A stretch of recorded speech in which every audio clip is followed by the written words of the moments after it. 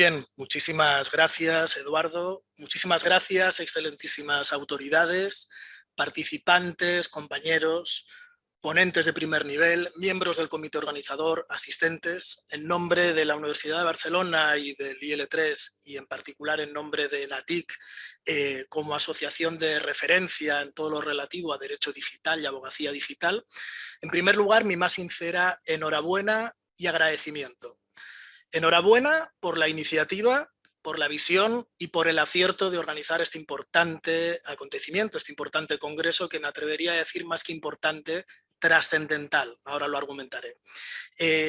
Y sobre todo por el acierto, porque como se ha comentado por parte de los compañeros precedentes de esta sesión inaugural, no es en absoluto casual que lo hayamos hecho coincidir bueno, pues con la aprobación de la Carta de Derechos y Principios en Entornos Digitales, con la Carta Iberoamericana, con lo cual evidentemente era un elemento absolutamente estratégico, que es lo que convierte este congreso de importante a trascendente.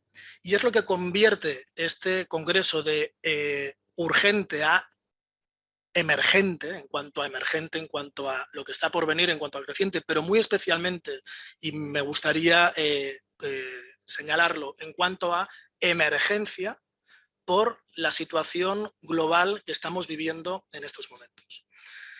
A mí me gustaría que entre todos hiciéramos el ejercicio de apretar el botón de pausa, de parar el mundo. Creo que en este congreso tenemos que hacer ese ejercicio y tenemos que hacer una reflexión, en primer lugar, tomando como diagnóstico cuál es la situación en la que nos encontramos desde un punto de vista histórico, pero especialmente proyectándolo hacia el futuro inmediato que está por venir.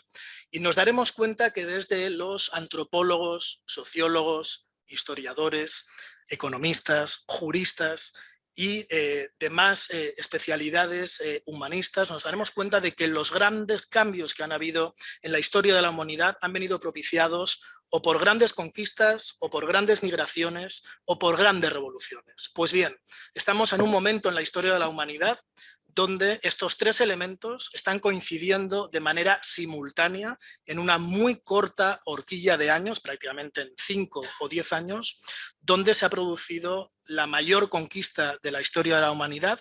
No fue la del Imperio Romano, no fue después la de América, la del Far West. Ahora estamos en la conquista del ciberespacio, donde cerca de 6.500 millones de humanos estamos viviendo ya en digital. Estamos concentrando toda nuestra atención vital, todo nuestro foco dentro de esa realidad, dentro de ese entorno virtual, en lo que ha venido a ser la mayor migración de la historia de la humanidad, del mundo real al mundo digital, y todo eso en medio de una absoluta revolución. No la tercera revolución ya superada, sino la cuarta revolución industrial.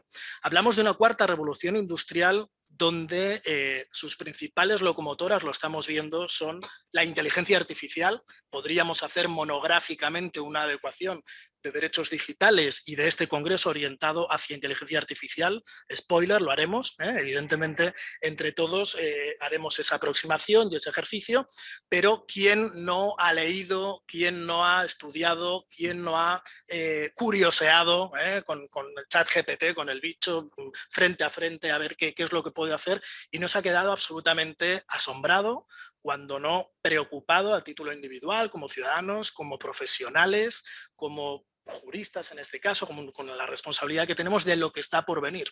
Claro, si esto lo unimos a robótica, lo unimos a Big Data, lo unimos a realidad virtual o a realidad aumentada, lo unimos a neuroderechos, neurociencia, nanotecnología, neurotecnología, biotecnología, juntamos eso con los objetos inteligentes, lo juntamos con el 5D, lo juntamos con el cloud computing, en fin, con todas estas tecnologías disruptivas emergentes que no están bajo el control ni bajo la soberanía más que de sus propietarios, y el cóctel que nos sale es absolutamente explosivo. Ese es el motivo por el cual yo aquí y ahora ruego a todos los presentes que tomemos conciencia y sin ánimo de jugar, en fin, a excederme en la preocupación y en la emergencia de la situación en la que estamos, creo que entre todos tenemos que guardar conciencia para solicitar, en este caso a los poderes públicos, que por favor, primero, analicemos, diagnostiquemos cuál es la situación, veamos cuál es el tratamiento, el pronóstico y a partir de ahí regulemos. Pero si esto lo dejamos como en el Far West, bajo la ley del más fuerte y bajo la ley del que más incumpla la normativa, sabemos lamentablemente que eso no nos va a llevar a ningún punto. Por lo tanto, en un momento en el cual el poder socioeconómico en ese entorno digital está en manos de las 5 principales empresas por capitalización bursátil, que en todas ellas son .com.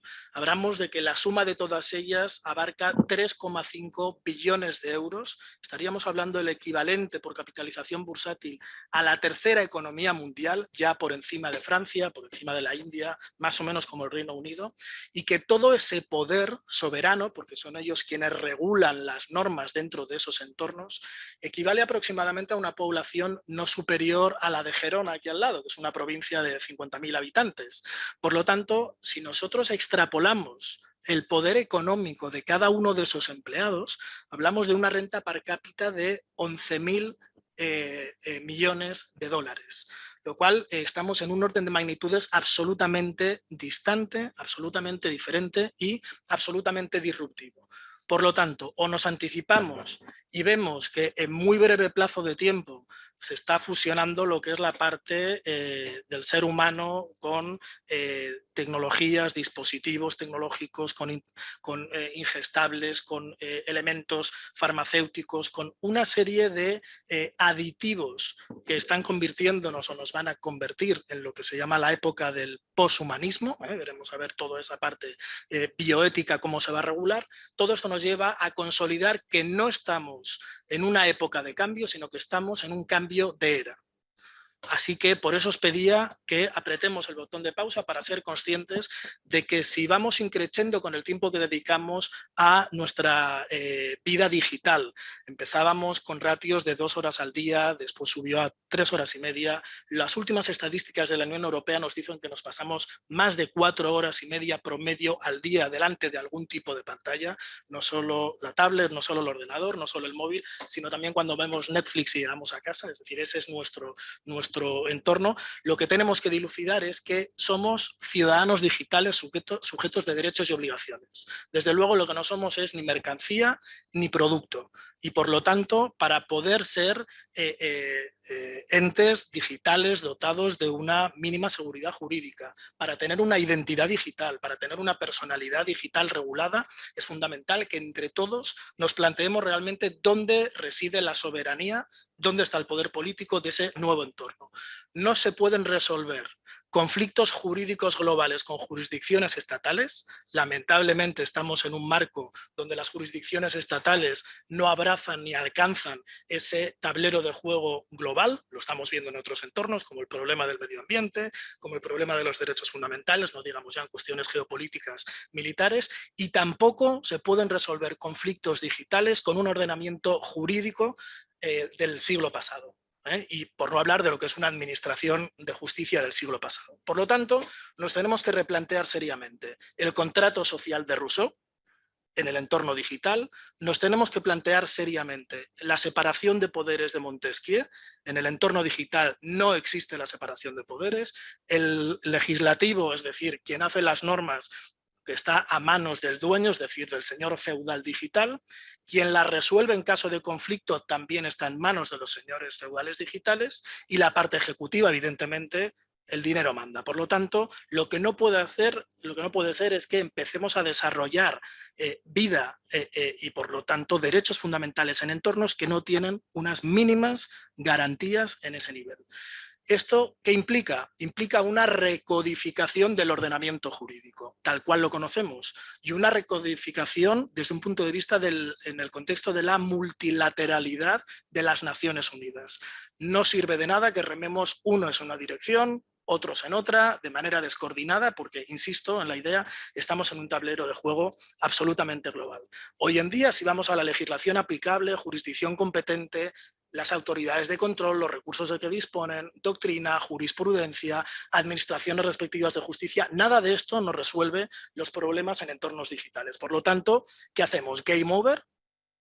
¿No? ¿Tiramos la toalla? Yo creo que no. Yo creo que como juristas tenemos una responsabilidad, tenemos una función social compartida y por lo tanto tenemos que ir directos y de frente a resolver este problema. Sabiendo además que lo que decíamos los juristas de que bueno, cuanto más tiempo transcurra entre la brecha social de la innovación y la regulación, pues sabemos ahí que va a haber un escenario de injusticia, de inseguridad jurídica. Pues bien, la brecha es inmediata.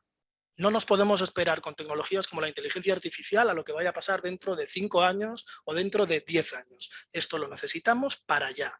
Y por lo tanto, nosotros, y hablo de nosotros dentro de lo que es el colectivo digital, y ya con esto finalizo, nos dimos cuenta tempranamente de la trascendencia de incorporar a todo el desarrollo de la sociedad digital a el humanismo tecnológico, a la prioridad de situar en el epicentro de todo el desarrollo tecnológico al ser humano, a la persona y en este caso a los derechos fundamentales.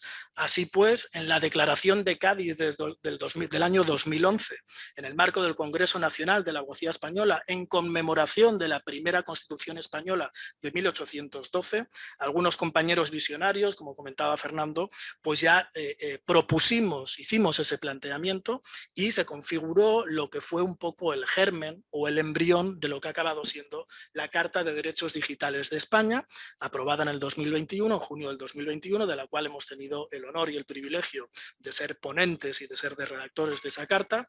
Lo que ha transcurrido también desde el punto de vista de la declaración y de Declaración de Derechos y Principios de la Unión Europea del pasado 15 de diciembre y que cristaliza en cuanto a lo que es un entorno y un contexto natural con la Carta de Derechos y Principios iberoamericana en entornos digitales. Y eso confrontándolo contra lo que es un modelo asiático o chino, donde estamos viendo que relegan algo tan elemental como la Declaración Universal de Derechos Humanos o algo tan elemental como los derechos fundamentales a un segundo o tercer nivel, situando al Estado, un Estado totalitario, un Estado que no respeta al individuo por encima de todo lo demás y pretende además colonizar al resto del mundo con esa visión. Y lamentablemente en el otro lado tenemos al entorno americano, en Estados Unidos en este caso en particular, donde lo que se prima evidentemente pues es el libre mercado, la economía, las multinacionales, relegando de nuevo otra vez a lo que son las personas, que deberían ser las que deberían estar en el epicentro de todo eso.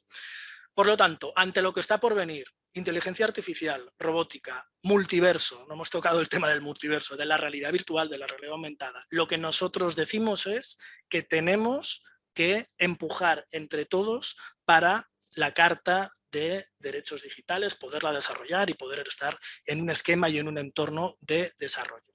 Ya por último, mi agradecimiento, como no podía ser de otra manera, tiene que ser al comité organizador, a las instituciones que nos han permitido organizar este evento, pero muy especialmente me gustaría señalar a dos personas que son los verdaderos artífices de que este congreso se haya podido celebrar. Y me refiero a Marco Mayor Rabines y a Eduardo López Román, que nos acompañan en esta sesión inaugural. Sin ellos no hubiera sido posible en absoluto este congreso. Así que bueno, con vuestra ilusión, con vuestra pasión, con vuestro activismo, hemos conseguido organizar el evento y a mí lo que me gustaría es que esto lo pudierais contagiar en positivo, no como el COVID, sino contagiar en positivo para que realmente el congreso sea un éxito. De momento hemos podido colgar el cartel de sold out, es decir, de no hay más entradas. Yo creo que eso constituye en sí mismo todo un éxito y lo que sí os pido por favor que haya una actitud participante, una actitud proactiva, tanto durante el congreso como en la posterioridad. Vamos a crear un portal donde todos vamos a poder aportar y aplicar. Y por último apelo a vuestra cuota individual de responsabilidad para hacer un mundo mejor y un entorno digital confiable y sostenible en el que se respeten los derechos fundamentales. Muchas gracias.